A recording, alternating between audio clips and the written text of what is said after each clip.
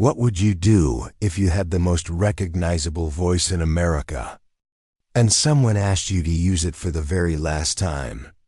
Not on a stage, not in front of cameras, not for applause, but in a quiet hospital room. For someone the world had already forgotten. In the 1960s, Frank Sinatra was larger than life. His name alone could stop traffic. His voice filled arenas, theaters, and living rooms across America.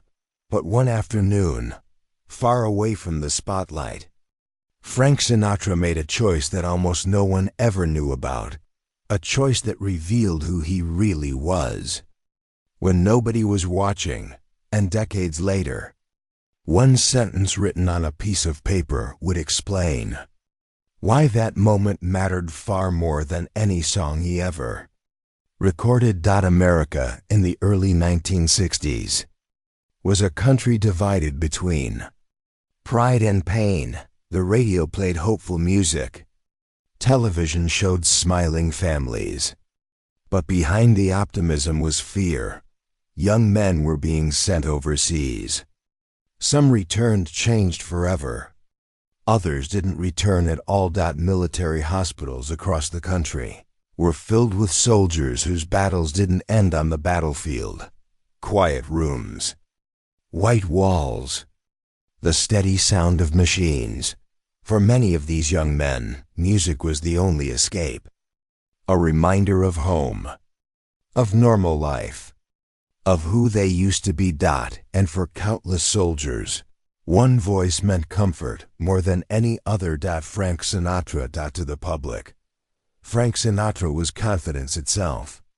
Sharp suits, smooth smile, absolute control. But the man behind the voice understood loneliness deeply. Frank grew up poor. He knew what it felt like to be overlooked, to feel small in a big world. Fame didn't erase that part of him. It only hid it. By the 1960s, Sinatra had everything. And yet he carried the weight of constant expectation. Everyone wanted something from him. Autographs, appearances, performances. Most requests were filtered by managers and assistants. Very few ever reached Frank directly, until one did. His name was Daniel Harper. He was 19 years old. Daniel had gone overseas, believing he would return home the same person. He didn't. Severe injuries left him confined to a hospital bed. Doctors were honest with his family. Daniel didn't have much time. The nurses noticed something unusual about him. He rarely complained. He rarely asked for anything. But one afternoon, while a radio played softly in the background, Daniel said something quietly. "If I could meet Frank Sinatra just once, I think I could rest." It wasn't said dramatically. It wasn't meant to go anywhere. Just a wish. A nurse mentioned it in passing, somehow. It traveled farther than anyone expected. Frank Sinatra heard about the soldier through a personal contact. No press release, no formal letter, just a simple message. A young soldier, dying, one last wish. Frank listened. He didn't say much. He didn't ask questions.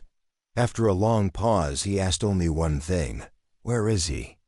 No cameras were invited.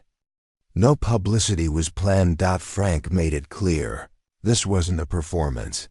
The hospital room was small, the kind of room where time moves slowly. When Frank Sinatra walked in, there was no announcement, no applause. Daniel looked up and froze.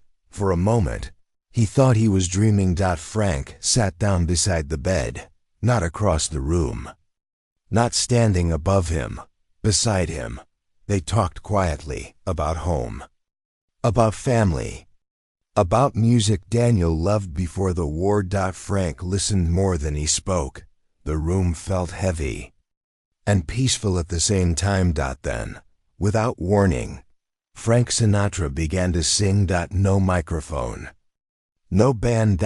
Just his voice. Soft, controlled, intimate. The nurses later said the room felt suspended in time. Daniel closed his eyes. He smiled. For those few minutes, he wasn't a patient. He wasn't a soldier. He was just a young man listening to the voice that reminded him of home. When the song ended, no one spoke. Frank stayed longer than planned. He held Daniel's hand before leaving. He leaned close and whispered something only Daniel could hear. Frank stood up quietly and walked out. No one followed him. 2 days later, Daniel Harper passed away. Frank Sinatra never spoke about the visit. Not once. No interviews. No stories. Years later, Daniel's sister was going through his belongings. Inside a small box, she found a folded piece of paper. 5 words were written on it. I met Frank. He made me feel like I mattered. That sentence stayed with the family forever. They realized something powerful. Frank Sinatra didn't give Daniel hope. He gave him dignity. Frank Sinatra sang for millions. But perhaps his greatest moment was for an audience of one. No spotlight. No reward. Just a choice. And that choice explains why his legacy feels different. Because true legacy isn't about how loudly the world applauds you. It's about what you do when nobody is there to see it. The hospital where Daniel spent his final days no longer exists. The room is gone. The bed is gone. But the moment remains. A reminder that even the most powerful voices matter most when they're used quietly. Frank Sinatra understood that. And that is why, long after the music fades, his legacy still speaks.